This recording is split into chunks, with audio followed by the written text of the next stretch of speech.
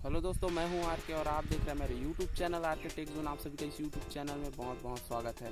तो दोस्तों, आज है हमारे छत्तीसगढ़ का पहला त्यौहार हरेली। हरेली पूरे छत्तीसगढ़ में मनाया जाता है और आज के दिन पूरे छत्तीसगढ़ में जो खेती करने का जो औजार होता है, हल और उसके अलावा और भी होते हैं, उन सबको धो के साफ़ सुथरी जगह पे रख के उनका जो पूजा किया जाता है। और जो बैल होते हैं उन्हें आटे से बनी गोली खिलाया जाता है ताकि वो बीमार ना हो, है ना। तो ये हो गया हमारे छत्तीसगढ़ का पहला त्यौहार हरेली के बारे में। अब हम बात करते हैं कि आज हम इस वीडियो में क्या बनाएंगे। तो दोस्तों, हरेली के दिन हमारे छत्तीसगढ़ में जो है बच्चों के लिए गेड़ी बनाया जाता है। गेड़ी हमारे छत्तीसगढ़ी भाषा में बोलते हैं। बाहर ये सब होता है कि नहीं होता ये तो नहीं पता, लेकिन हमारे छत्तीसगढ़ में होता है।